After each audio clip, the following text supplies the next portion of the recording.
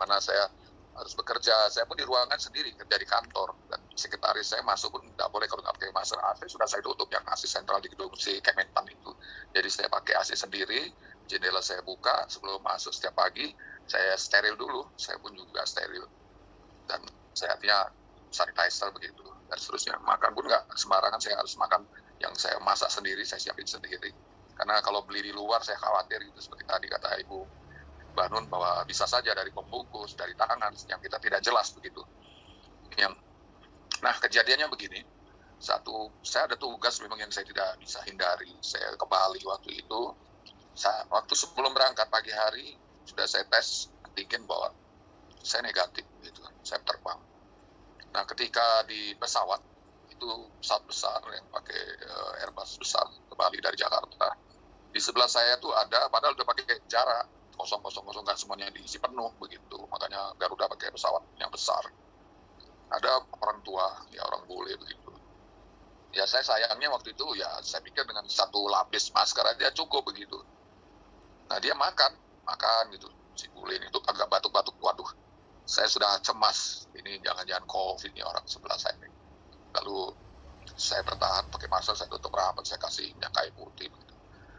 Tiba-tiba malam itu saya sudah turun di bandara sore waktu itu, terus ke bandara, maghrib penerbangan itu. Lalu saya ada pertemuan dengan kawan-kawan yang pakai masker biasa. Besok saya harus pulang ke Jakarta karena sudah berikan arahan cara di Bali. Karena katanya kita harus bikin event di Bali untuk merecovery ekonomi Bali. Oke, dan selaku pimpinan saya mengarah sana sesuai permintaan dari Menteri Luhut, Menko Luhut, ada supaya ekonomi baik. Nah, ketika di jam 10 sudah selesai, jam 11 saya harus balik ke, sebenarnya saya harus terbang ke Jogja, tapi saya cek dulu kesehatan saya, harus cek lagi antigen. Tiba-tiba positif, saya terkaget, jangan-jangan error ini antigennya ini nggak benar nih. Tapi terus dibilang si penguji, Pak, Bapak mungkin kurang istirahat, Pak. Iya, saya bilang, saya kemarin sore terbang, sudah itu malam harus ada pertemuan. Jadi itu jangan-jangan, Pak, Bapak penyebab jadi Bapak lemah, ya ada virus masuk. Saya dari mana virus masuk? Rasanya saya makan malam sudah pakai jarak. Dengan Mbak Penas kebetulan makan malam saya ngobrol dengan Pak Anang. Saya khawatir jangan-jangan Pak Anang, tapi nggak mungkin juga Pak Anang sehat, berarti saya telepon dia kan. Di mana saya ketular ini? Nah, saya terus terang curiganya saya patogen masuk itu dari si bule itu. Kenapa? Karena di dalam pesawat ini kan vakum. Yang vakum. Jadi kalau ada airborne di udara, ini sangat mudah. Kan badan kita akan terisi oleh udara-udara yang di luar akan masuk dengan tubuh kita, bisa saja melalui mulut, walaupun pakai masker tadi kurang kuat, double, atau melalui hidung yang terbuka sedikit, itu masuk, bisa saja semua itu. Sehingga ini terjadi. Saya besoknya, begitu saya nyampe Jakarta, besoknya saya langsung PCR pagi-pagi sekali. Pokoknya betul tuh positif PCR, CT saya 16. Waduh, saya pulang ke rumah, anak saya nanya, Pak, gimana? Waktu awal dan positif itu anak saya sudah nggak mau terima saya. Saya sudah dipasang di kamar dan siapin di atas, dia di bawah. Saya berdua kebetulan sama anak saya. Ya saya terus malam itu terpikir saya, waduh, ini apakah saya akan, ya maaf nih, akan meninggal begitu. Karena istri saya belum lama juga meninggal. Apakah ini yang menyebabkan akan menuju kematian buat saya? Lalu saya nggak tahu dari mana Ibu Banun kok saya sakit gitu.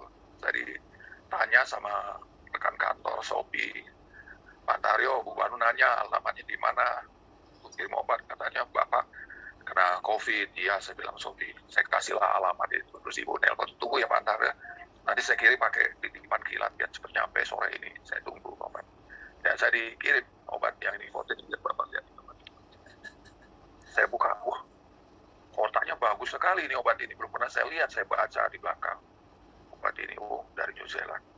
Saya tahu memang saya kalau kata bukannya sombong, kalau saya waktu masih bertugas di karantina, saya selalu cari obat-obat herba begitu, yang sifatnya memang natural. Di antara New Zealand yang saya, sama Australia yang saya suka beli itu minyak ikan. Walaupun di Indonesia ada minyak ikan, karena dia tahu bahwa saya tahu persis yang disampaikan oleh Pak Dr. Sujarwanto bahwa Australia dan New Zealand ketat sekali dengan food safety-nya, bahwa dia tidak mau istilahnya membuat minyak ikan itu dari ada kandungan logam berat.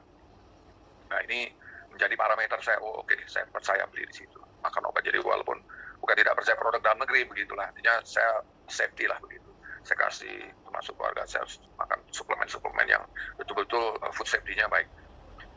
Saya konsumsi itu dikasih tahu ibu, makan Pandar tuh pagi-pagi sebelum sarapan makan 3 butir. Jadi habis sholat subuh, air hangat saya makan 3 baru nanti. Terus sorenya juga begitu, 3 butir juga. Sebelum makan malam saya makan. Terus saya kontinuitas. Nah, selama makan itu ya memang gejalanya begini yang membuat saya yakin, saya paham betul. Pertama memang gelisah kita tidur itu, gelisah tidur, sulit sekali tidur malam itu. Sudah itu napas mulai buntu hidung saya. Waduh, ini buntu ini kalau saya melihat, karena anak buah saya kena COVID, saya menyaksikan sendiri itu dari foto ronsen itu ada blok putih, paru-paru putih itu, nanti cairan memblok. Jangan-jangan ini cairan ini membahayakan. Jadi saya baca lagi, saya telepon kawan-kawan, Panaro itu semprot pakai Flucare hidungnya biar terbuka, biar oksigen bisa masuk ke paru-paru. Saya semprot Flucare, terus sujud, sebanyak-banyak sujud, keluarkan kalau ada ingin keluar cairan dari hidung, keluarkan, keluarlah cairan, semprot, keluarkan banyak sekali lendir-lendir keluar dari hidung. Saya bersujud begitu, keluarkan kayak macam digurah begitu. Terus katanya coba lagi bantu dicuci dengan air garam mulutnya selalu kumur pagi dan sore minimal 2 kali. Saya lakukan itu juga. Saya lupa tadi saya konsumsi. Hidung saya tidak sama sekali mencium yang rasa aroma begitu apapun. Jadi yang minyak angin yang sangat pedasnya, cap kampak itu kan nyengak sekali kalau dipoles itu nggak ada rasa. Kalau minyak kayu putih nggak ada apa-apanya. Itu namanya masakan pedas saja nggak tahu tuh apa aroma itu, nggak ada sama sekali, blank selama 2 hari. Begitu blank itu ya saya sudah makin cemas lah begitu. Ya saya dengan bantu konsumsi obat ini sama vitamin juga saya kombinasi lain. Ya saya berserah kepada Allah, ya Allah sembuhkan kami, berikanlah usia kami berpanjang untuk mengabdi padamu ya Allah, kalau diberi kepanjang, karena saya dah jangan-jangan saya sudah buruk sangka lah gitu, Allah sudah akan memanggil saya karena istri saya ya 100 hari meninggalnya beliau almarhumah. Jadi ini jangan-jangan saya suruh menyusul harus itu. Jadi nah, namun setelah obat ini udah mau seminggu saya rasanya, rasa 5 hari kok rasanya badan saya sudah nyaman nih kelihatannya, sudah nggak lagi tercium, sudah bagus gitu ya, terus badan saya enak gitu kan, sudah tidur dan normal gitu. Saya bilang anak saya, nak, Nanda, bapak ini sudah normal. Oh jangan bapak, pokoknya bapak jangan gerak-gerak di kamar aja, jangan keluar-keluar, nanti nularin aku, bapak susah aku. Jadi jangan, sebelum bapak uji PCR belum boleh. Lalu setelah seminggu anak saya kan ke IPB, saya diam-diam turun keluar, saya langsung tes antigen saya hari Jumat. Saya tes antigen positif tuh di hari Jumat, saya Jumat lagi tes di IPB di klinik. Orang ramai tes. Saya takut juga nanti jangan-jangan saya nularin orang nih nanti. Saya di luar aja. Sebelum saya dipanggil sama dokter tuh masuk diambil sampel, saya di luar aja. Begitu dipanggil, saya tunggu di luar lagi. Panggil mama, wah jangan-jangan ini masih positif. Karena kebanyakan kawan-kawan itu 2 minggu itu belum tentu hasilnya negatif. Toto negatif, alhamdulillah. Saya diberi umur sama Allah. Tapi saya diam, saya bilang sama supir saya, Kasno, kalau dia cerita sama kantor, nanti saya suruh masuk lagi kantor. Saya nggak mau, saya rehat dulu sampai recovery bener. Pokoknya nanti kalau sudah 2 minggu, saya baru PCR lagi. Tapi saya selama ini saya mau akan stamina saya jaga betul. Tunggu 2 minggu saya PCR lagi. Hari Senin, saya ditelepon sama kakak umum saya, Pak Haji Sukim. Pak Saidit, berangkat ke kantor. Saya sudah panggil dokter untuk disampel, untuk lihat monitoring progresnya seperti apa. Oh baik, tapi saya nggak ceritain bahwa saya sudah negatif dari antigen. Saya yakin bahwa saya sudah negatif. Terus saya kantor, diambil pada waktu itu. Kapan nih hasilnya? Wah, ngantri nih. Banyak orang yang uji. Oke, saya tunggu. Besoknya dikabarin, betul-betul saya CT saya dan normal lebih dari 40 tadi yang kata Bu Banu. Jadi, alhamdulillah. Wah, hebat Pak. Saya udah bisa kantor. Enggak, sesuai 14 hari dari sekarang. Jadi nggak mau kantor dulu. Sebelum saya aturan main ini COVID, walaupun itu sudah negatif gitu. Saya enggak. Nah, jadi itukah yang saya, namun saya pelajari di belakang tadi, saya pikir Pak Dr. Jarwanto akan cerita tentang dir placenta. Saya akan lihat dari komposisi yang di belakangnya ini seperti ada avocado oil. Saya itu kan kebetulan di rumah ada halaman sedikit, saya tanam di taman tuh alpukat. Saya melihat, saya bangga saya punya alpukat. Cerita saya dengan kawan-kawan tadi di perkebunan di Sumatera Selatan. Ada alpukat, wah dia cerita, Pak Sesdir kalau mau alpukat saya udah punya alpukat gede tuh, satu biji ada 700 gram. Udah bangga saya udah punya, bisa tunjukkan sama kawan-kawan saya punya alpukat besar. Wah nggak ada apa-apa alpukatnya itu, saya tuh punya lebih dari 1 kilo satu buah. Yang benar saya bilang, ada ini tadi. Jadi dia cerita bahwa alpukat itu bukan dimakan buahnya sekarang ini, apa itu? Sekarang banyak di tempat-tempat kedai-kedai jus, buah bijinya itu dijadikan minyak alpukat, itu diekspor ke negara-negara Amerika, negara-negara maju. Di kita aja nggak tahu katanya makan alpukat dibuang bijinya. Yang benar katanya. Wah, jadi kami itu mau nanam alpukat di kebun kopi untuk pelindungnya. Oh begitu, bagus bilang untuk organik, setuju saya untuk recovery. Karena saya kerja di perkebunan jadi banyak cerita tentang kebun sekarang. Nah, saya baca artikel. Jadi memang betul, jadi seperti tadi Dr. Jarwanto cerita soal avocado oil, itu Pak Jarwanto sedikit ceritakan. Sebenarnya banyak sekali, diantaranya untuk diabetes, untuk kolesterol, untuk termasuk yang lemak jahat, itu bisa diserap dari minyak avocado oil ini. Nah, di sisi lain banyak lagi komposisi-komposisi di sini. Saya melihat yang saya baca, semua saya cek semua ini, kecuali yang saya belum telusuri yang di placenta. Ini semua bagus semua ini. Ini sebenarnya herba sebenarnya di dalam ini. Cuma ya karena ini pakai bahasa-bahasa ini, polifenol segala macam, ini termasuk juga yang tadi kata Ibu, cerita untuk yang inflamasi. Jadi saya berpikir, kalau misalnya orang kenapa sih orang kena COVID itu hantam tuh paru-parunya terus dia tidak bisa berbuat lagi, selnya sudah tidak aktif. Nah inilah yang membahayakan sebenarnya.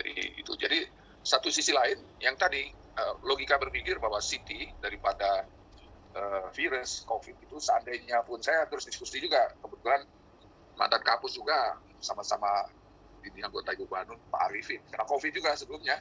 Oh gitu. Saya tanya sama dia, Arifin, kau makan obat apa waktu kena COVID? Aku obat ini. Kau nanti cek ya CT-mu, pokoknya jangan kaget, walaupun sudah dari antigen negatif, CT scan masih ada. Kenapa? Sel-sel daripada yang rusak itu masih ada di dalam sel yang hasil swab PCR. Jadi jangan kaget, itu perlu lama untuk clearance itu untuk mencapai 40. Jadi kau harus banyak makan vitamin, istirahat dulu, makanya suruh istirahat lama-lama karena COVID. Oh iya gitu, oke. Nah, saya punya alhamdulillah tinggi, jadi tidak ada bersih. Wah, saya juga. Ya apakah saya minum air kelapa juga diantaranya untuk apa? Buat urin terus keluar terus saya bersihkan, di antara itu minum air kelapa banyak-banyak. Nah jadi itulah yang membuat saya ini. Saya terus tanya sama Ibu, Bu, ini bagus juga obat ini, gimana sih belinya nih? Saya cukup mahal nih. Nanti bisa kita diskusikan Pak Antarjo. Saya berpikir gini, namanya kita namanya kita sudah usia ya, memang perlu regenerasi sel.